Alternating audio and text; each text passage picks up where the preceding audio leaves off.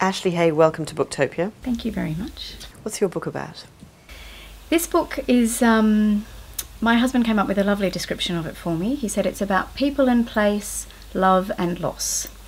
And I think that says it all. It's set on the south coast of New South Wales in Thirroul, just after the Second World War. And it follows the lives of three characters: Anikka Lachlan, who's the railwayman's wife, the title of the book, a poet who's come back from the war, and a doctor who's come back from the war as well. And it looks at their life over about the course of a year. So let's talk a little bit about the place where the book is set, because the place is almost a character in the book, and it's a very dramatic landscape, isn't it, where the land meets the sea in a very acute way. Yes. I grew up on the south coast. I grew up in Austinmere, so the next village up from Thirroul, and I thought this place was amazing when I was little, and I didn't know if that's just because it was my place and my childhood. But the more I went away and lived in other places and came back myself and brought people here to see it for the first time, I realised it was somewhere special. And I think it is this incredible conjunction of the ocean on the one hand and the escarpment. It's a really lush escarpment. It's got sort of pockets of rainforest, and it's got this beautiful rich sandstone, and then there's this tiny little wedge of land in the middle where there are villages, and I think that's quite special. And when I was researching this book, I found a very detailed map of the sort of the geology of Australia, and I tried to look for anywhere else where there is an escarpment that comes down in the same way, and I couldn't really see anywhere. There are, amazing sea cliffs in Tasmania and the Great Australian Bight, but I couldn't find anywhere that looked like it had the same sort of topography as this place. Now, the story starts out in a way that kind of matches the drama of the landscape. We start with a terrible accident in which Anika loses her husband, Mac. Yes. Tell us about that and what gave you the idea for that. Mac is the railwayman of the story, and he is killed in a shunting accident in the book, and one of the sort of strongest inspirations from the book came from my father's father, who was a railwayman and who was killed in an accident with a train.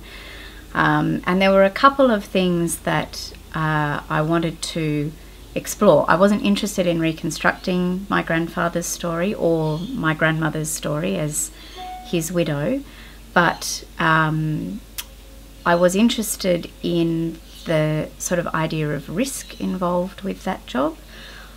As a result of the accident, my grandmother was offered the position of the librarian at the Railway Institute Library, and I borrowed that as well for my character Anika. Let's talk about how Anika finds herself, blossoms really, in this job in the library, and how she tries to match the books to the people who come into the library. Yes. Well, I'm completely addicted to libraries and to reading and to books. And what I love about libraries, about any collection of books, is it's like you've got this, shelves full of other worlds in front of you.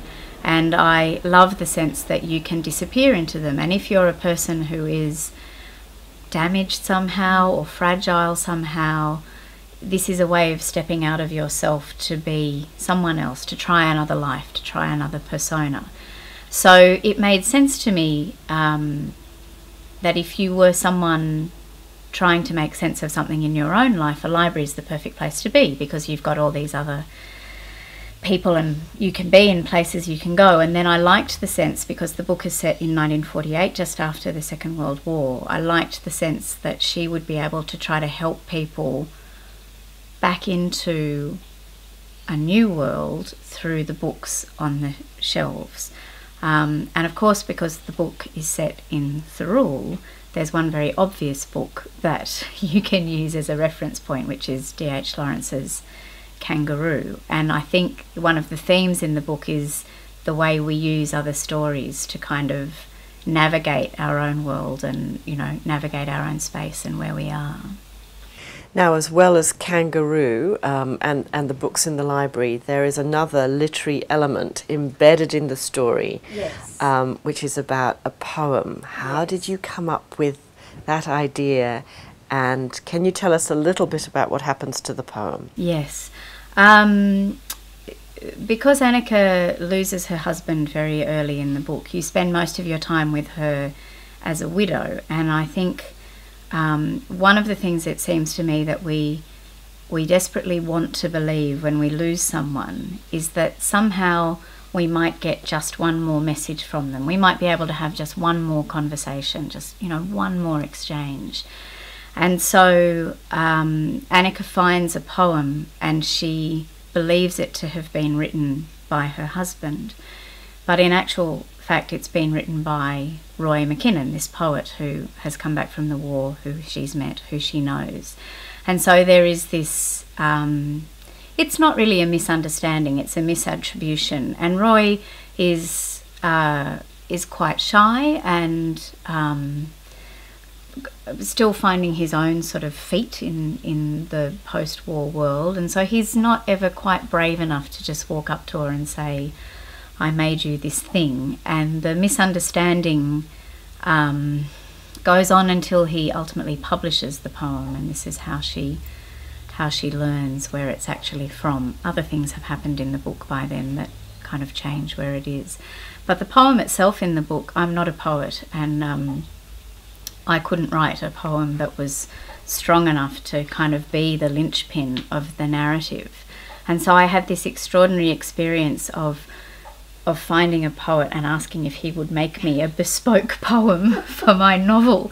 And I approached Stephen Edgar, and I didn't know him, I'd never met him, but I'd read some of his work, and in one in particular there was just this perfect epigraph for the Railwayman's wife, which seemed a good omen. So I approached him, and he was very brave and said, let's give it a try. And I said, would you like to read the novel? And he said, no, just strip everything out of the poem that you've got, just leave me the sort of key images and themes, and I'll give it a go.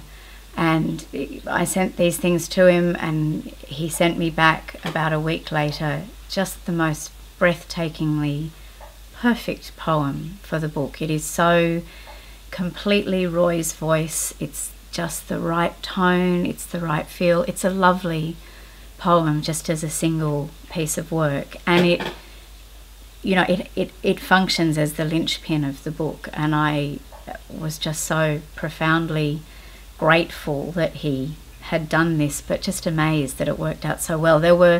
He had put images and references into the poem which connected just flawlessly with things that were in the novel that he didn't know about. So it seemed this amazingly serendipitous event, without which I don't think the book would kind of hold together. I wanted to talk to you about the tone of the book, Ashley, because one reviewer has described it as heart-crunching, which I think is a wonderful expression. And then another review says that this is a story that will break your heart with hope. And Anika, I love Anika because she's not a victim. When Mac dies, she picks up her life, she goes to earn her living, she has this wonderful spirited daughter, Isabel, to look after, and she becomes the sort of fulcrum for the community rallies around her.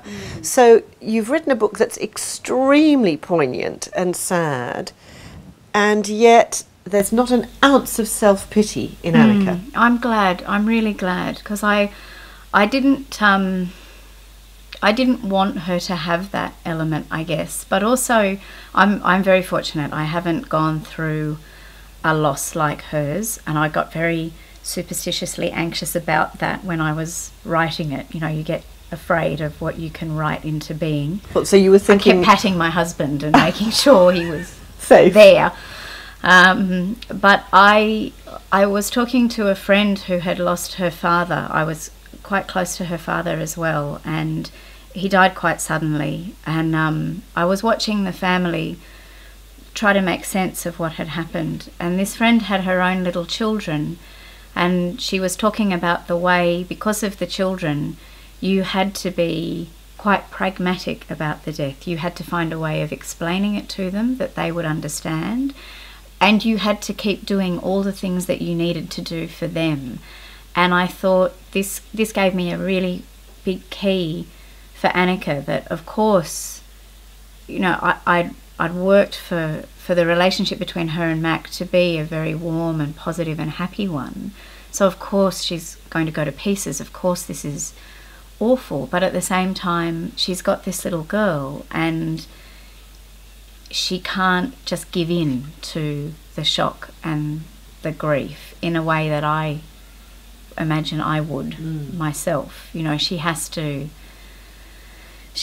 kind of keep it together. And I thought about, in the instances where I have heard about, you know, people's deaths, people I'm close to, and particularly quite shocking death, you have that strange little piece of time, and it might not last very long, but it's where the death hasn't actually sunk in yet. So the world is still going on, and it's still the same, and it still feels the same and looks the same. And I had the sense that, you know, for Anika, she never had the chance of really breaking out of that. It did just have to keep going on because she had Isabel. She had to take on this job. She had to kind of keep their lives moving forward. And there's no question that she thinks about Mac and, you know, grieves for him and misses him. But there's another level of sort of stoicism that had to kick in, which I guess picks up on a lot of what I'd read about how women in the war were coping with either their husband's absence in the first place or then their husband's deaths, that there were a lot of, you know, they were sort of giving each other advice about bearing up and being strong and, you know, not sort of giving in. It's this language that sounds quite wrong in the context of how we think about grief now, but it made sense in terms of the character that I was trying to invent, I guess. I have to say, you did make me cry. When you're writing a book that is quite sad, poignant, melancholy, heart-crunching, do you ever cry while you're writing a sad story? I didn't cry during the writing of it. I got quite anxious during the writing of it, as I said, with the writing, you know, killing off a perfectly nice husband is a really challenging thing to do when you have a perfectly nice husband. And I found that really confronting. I found it took me quite a lot of drafts to get the last sections about Roy, about the poet, right. I went through a lot of work with that.